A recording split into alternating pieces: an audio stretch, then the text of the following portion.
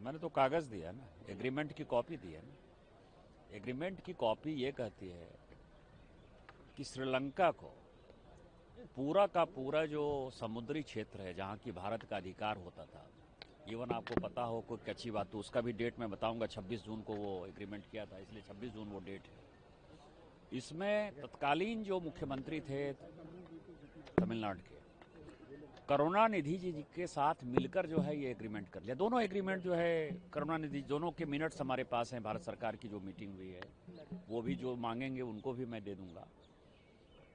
आप ये समझिए इसके बाद क्या हुआ, ये 76 के एग्रीमेंट के बाद और 74 का जो कच्ची बेतू का एग्रीमेंट था, इन दोनों एग्रीमेंट के बाद जो सिचुएशन डेवलप हुआ कि लाखों मछुआरे लगातार हमारे जो है वो समुद्र में जाते थे और उनको पकड़ के श्रीलंका रख लेती थी। और इससे भी मन नहीं भरा जब वाजपेयी जी ने इसमें कुछ करने की कोशिश की। 2002-2003 में जो है एक ज्वाइंट स्टेटमेंट आया था वाजपेयी जी के साथ, उसको फिर से पलट दिया 2008 में। आज मैंने 2008 का भी ज्वाइंट स्टेटमेंट बताया है और जो एग्रीमेंट है 23 मार्च 1976 का वो भी बताया है।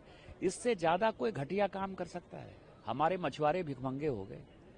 तमिलनाडु में ये डीएमके जो राजनीति कर रही है कांग्रेस के साथ, उसको जनता को जवाब देना पड़ेगा ना अभी चुनाव के समय। नहीं, आपने यह भी कहा है कि देखिए ये जो सिलसिला है नेहरू जी से शुरू होता है, इंदिरा गांधी जी, और उसके बाद ये सिलसिला चलते रहता है। नेहरू जी का मैंने जिक्र इसीलिए किया कि लोग कहेंगे कच्ची बातू द्वीप आपको पता है कि दान दे दिया, उसमें मैंने लिखा है वो नेहरू जी के समय शुरू हुआ।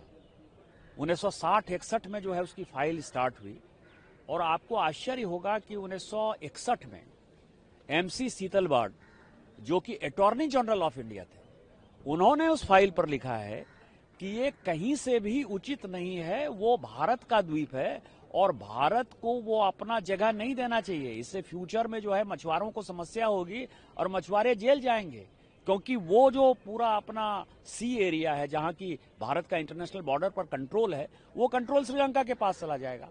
उन्होंने अटॉर्नी जनरल की बात को 1961-62 में लिखा सीतलवाड़ ने। वही मैंने कहा कि नेहरू जी से जो सिलसिला चालू हुआ वो इंदिरा जी ने जो है इसको पूरा किया, जो बचा खुचा था वो मनमोहन सिंह जी और सोनिया जी ने पूरा कर दिया 2008 में। देखा है मोदी जी को अपने ऑफिस में सबसे ज्यादा लंबा कार्यकाल हो गया है, तो सीएम और पीएम रहते हुए इसको लेकर आप क्या कहेंगे? देखिए ये बहुत ही गर्व की बात है, फक्र की बात है भारतीय जनता पार्टी के कार्यकर्ता के नाते कि 8,300 आज 92 दिन है, कल 91 दिन था, आज 392 दिन है।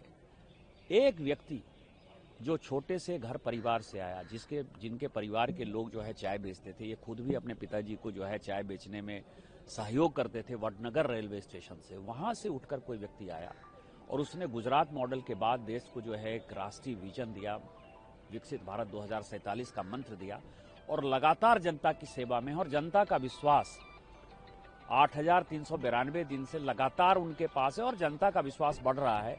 इससे बड़ा गौरवान्वित करने वाला कोई पल जो है भारत के प्रजातांत्रिक इतिहास में, लोकतंत्र के इतिहास में नहीं हो सकता। एक आखिरी सवाल, ममता बनर्जी कह रही है कि बंगाल तो हम जीतेंगे ही, लेकिन अब हम दिल्ली भी आ रहे हैं। ममता बनर्जी की बात मैं बंगाल जाके करूंगा, मैं बंगाल जाऊंगा, पार्टी ने मुझे ड्यूटी लगाई है, मैं बंगाल जाके